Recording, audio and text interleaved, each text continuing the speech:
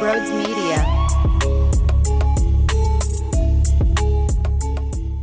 I thought this was a team victory. When you look at that fourth quarter stretch specifically, I loved how I can go down the list of every player on this team and point out a moment. Even Furkan Korkmaz made we thought it was a three. They went to break. They came back from break. I thought his foot was on the line at the time, but I saw the graphic put the 3 points added to the scoreboard on display. I'm like, all right, I'll take it. I don't think it's real, but I'll take it any day of the week. It was a big two-pointer, though, to put the Sixers up 7 at the time. So even Furkan got a little bit into the mix as well. But here's what I love during the fourth quarter closing. Now, let's be realistic, though. The Lakers were scoring 2, but we know that this team isn't built to have this lethal defense. They don't have a standard traditional perimeter D because they just get annihilated at will at times. But just like the Phillies offense, you're going to win because you can outscore teams. You're going to win because you can score late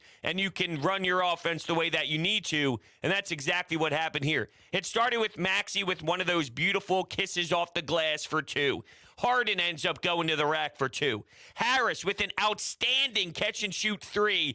Big momentum. Kate Scott on the call. She's going electric. Huge shot for Tobias Harris, and he was a professional. I thought he did some things on the defensive side that I loved. He played a very sound game all around, got his teammates going, knew when to be advantageous. Does that even make sense? Use his size on matchups that he liked and he preferred, and he also went to the rim beautifully. So I just love the overall game out of Tobias Harris. And remember when I said that this team, as a third star, is a 3A, 3B type squad? Well, look what happened. Joel gave you 30. Harden was maneuvering through the offense, helping out, running just the traditional point guard role. And oh, by the way, that third quarter exploded and gave you double-digit points. And he had a soft 24, if you will, a quiet 24, but a very efficient 24 at the same time. And don't forget what that third quarter was all about. It was the James Harden show. So, yes,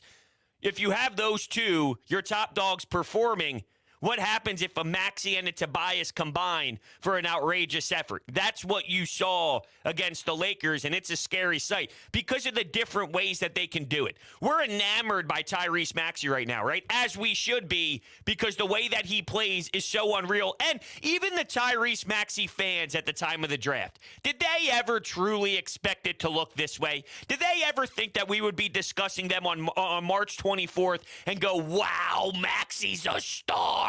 Maxey's unreal to this degree. And if you say the answer is yes, I'd call you a liar. And that's okay, though. I'm sure you figured at some point he would blossom into something that we care about. And you saw his skill set at Kentucky. And you realized that there was no March Madness that year, which allowed the Sixers maybe to grab an opportunity to land a kid that would have been on the biggest stage and maybe went higher than he did in the draft. Maybe you liked what he brought to the table, but this quickly, after Ben Simmons pulls the bullshit that he does, that Maxey slides in there, and now he's at this level of performing where in the fourth quarter, he's on another level. In the fourth quarter, he's knocking down shots at a rate that doesn't even make sense in my brain. This level of Maxey, it's crazy. He has the three-point shooting now, which is a ridiculous jump from where he was last year. There was a play where the ball is swinging around the perimeter beautifully, right? And it ends up finding Maxey in the corner. He gives you a fake shot. He moves 1-2 steps in,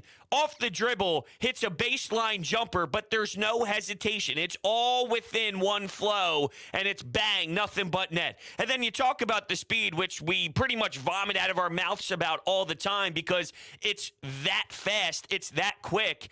It's also the angle. So here he is. He can shoot the ball from 3 now.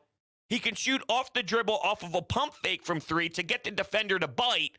He can step in and knock down the mid-range J off the bounce. And then he can fly right by you and find ways to use the glass to get it in. How about when he kisses it so high off the glass? You can't defend that. You can't block that at all. I love what I'm seeing from Maxey. But anyway, to go down the fourth quarter stretch still, just to resurface a little bit, because I know I just got sidetracked talking about Toby and Maxey.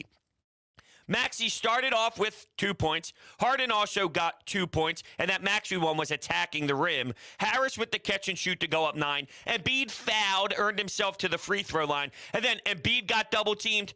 Harden ended up getting double teamed. This is on the same exact possession, and there was great passing involved to get it to Matisse Thybulle, who was in the dunker spot for a slam. So you look at Thybulle scoring you points in the fourth quarter. Now, it's because your stars are such weapons that the other team has to throw everything they have at you, and that opens up a Matisse Thybulle underneath the basket there. But you have to take advantage of that situation. I thought the ball movement was fantastic, good reads, and there's a lot of pressure when there's two guys in your face like that, and you got Harden by the half-court line, a little bit inside the half-court line, finds Embiid. Embiid now has it right around the free throw line, a little bit behind. He hits Thybulle. It was just great. And while they were allowing buckets to be scored on the other end throughout that process as well, this team, once again, is built on being able to score more than it is being able to shut you down and stop you. So from that aspect, I'm proud of how everything was dialed up late.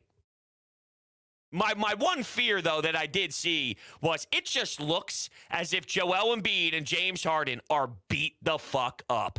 You got James Harden going knee to knee, and he's hanging underneath the basket a little bit, and he's down, and he ended up walking off on his own power, and he returned to the game, had a step-back three in the corner. So we did see great play out of James Harden after that. But if you just visually study the body language of Embiid, he ends up getting intentionally fouled, and there was nothing wrong with it. It wasn't egregious or anything along those lines, but instead of going up for an easy bucket or an easy slam, I forget who the defender was at the time, but he ended up pulling his shoulders down a little bit just to stop him from getting that bucket and putting him to the line. And he starts holding his lower back. He's holding his lower back. But it didn't stop him from rising 10,000 feet to block shots, because I thought Embiid at the rim was so damn lethal, and he's blocking shots left and right, which definitely helps the identity of this team. When they have that and they feel more comfortable with Embiid being able to put that on display, it just opens up the game. As well as you saw Maxey be that primary guard, put the ball in his hands, and it's such a change of pace. There's no denying that when Embiid and Harden are on the floor at the same time, specifically in the beginning of games, they're attempting to run an offense through, get Harden going, and he tried to find Thybulle, and Thybulle goes soft as hell up at the rim, ends up getting rejected easily. In the beginning stages, Harden shoot in 1 of 6. It's just a feel-out vibe. The game's so slow. It's so different. Well, in my opinion, I'd probably be running the rock through Embiid at that time. Let him establish post presence, see if they can get some guys in foul trouble, if that messes up the rotations of the opposing coach, and now it throws their entire system out of rhythm instead of, okay, Harden, what do you got for me in that super slow down game? But the reason why I bring that up, while you got to figure out the best way to make that cohesive and to get that start going a little bit smoother out of those two, I would operate more out of Embiid early on instead of the Harden show the way that they have. But the point of bringing that whole concept up is when Maxey now gets it, it's such a quick change. It's such a different pace. Harden plays his style, and he'll attack, and he'll go into contact and all of that, right? He'll draw fouls. His shooting is off, though. There's no denying that he's not electrifying at the same clip from distance as he has been in his career. I don't know if that's a hamstring problem. I don't know if that's a confidence issue right now, which someone like James Harden, you don't think he ever loses his confidence. It's just about keep shooting, keep firing. You've been doing this for a long time. It's eventually going to start falling for you. You will be just okay. There's a part of that with James Harden. See, he falls in that category of I'm never afraid that it's going to be to the point where he just forgets how to do it. Although I'm sure all Sixers fans listening right now go, Brodes, every time someone comes to Philadelphia, they lose their power. And I would argue that's not true at all. Look at Bryce Harper. He just won the NL MVP. Look at Zach Wheeler. The New York Mets had him and never anticipated a Zach Wheeler effort where he's in Cy Young conversations and realistically got boned in winning it, and they wouldn't have let go of that. But then what's the argument there? Brodes, the Mets met. So, of course, if there's one team that will have a disaster out of any other MLB team, if they are making a move with the Philadelphia Phillies or losing someone to the Philadelphia Phillies, I should say, it would be the Mets. I guess I really don't have an argument against that one because I can't stand that blue and orange and that crap organization that's ran by Uncle Stevie right now. But I digress. Harden will be okay, I believe, long-term. He finds other ways to impact the game. I was talking to one of my buddies last night while the game was going on, and he mentioned Russell Westbrook. Russell Westbrook, to me, and at this point everyone's on the same page, he's a bum. He can't shoot at all. At all. His shots are like line drives. My fiance makes fun of me all the time because when I'm playing beer pong, my shots just go zip right at the top of the cup and ends up. She goes, how does that even go in? How does any of this make sense? Your shots, the angle, the trajectory, it should never be going in that way. I feel the same way when I'm watching Russell Westbrook play basketball. He's taking threes. And the funny part is all these teams dare him to shoot it. And we would live and die with Russell Westbrook taking garbage shots nonstop. And he still takes them when there's an obvious lane to maybe attack the basket. You even heard Allah say it a few times. What's he doing? Look at all that space to just go towards the paint and finish at the rim. But instead, he's taking the shots. And you can hear the angst in the fans. It's very similar to what we've heard in Philadelphia when Tobias Harris has his struggles. But he did not have struggles last night.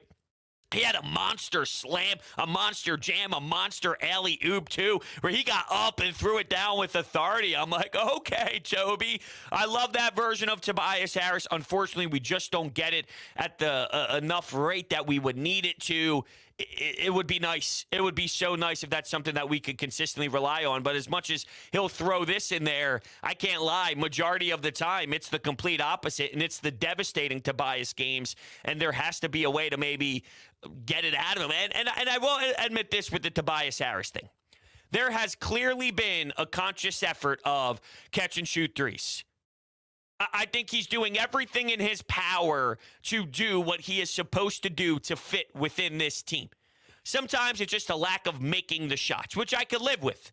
There's a difference between making shots, missing shots as part of a breakdown after a game, and then changing your entire style. There was actually a night a couple games ago where instead of playing Tobias Harris basketball, he changed his mentality completely, and he was passing the ball sort of like Ben Simmons. Remember in years past, and I hate to do this to you all so early in the morning on a Thursday, when Claude Giroux makes his Florida Panthers debut. This is supposed to be a happy day for all of us Flyers fans, all of us Philadelphia sports fans, that we're about to witness the Claude Giroux era and the Claude Giroux start of the playoff run that we should be emotionally tied to, because now we have a team competing for the Stanley Cup playoffs, and that is the Florida Panthers. This is supposed to be a good day for us, but I'm going to bring up horrible memories, and that's the fact that Ben Simmons would have the ball, and he'd kind of dunk it off like that. He'd just throw it off. He'd be like, yeah, I don't want it. I don't want it. I don't want it. I don't want anything to do with this. You can have it, please. Get it away from me.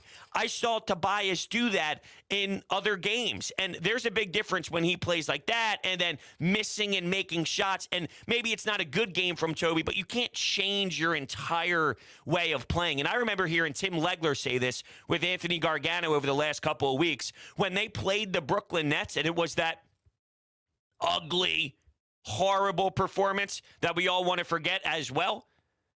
He saw a little bit of James Harden shrinking up, mixing up his style of play, not playing James Harden basketball, being timid. And to be fair, if I'm being objective, I did see that at times as well. But it's just a one-game sample size compared to saying that James Harden could never do it. Because when I dive back to big games for James Harden, while there might be a game against San Antonio that everybody mentions when some guys were out and maybe there was a missed chance for the Rockets to do something bigger, he's got a lot of insane playoff performances as well. He's got a lot of great playoff performances as well.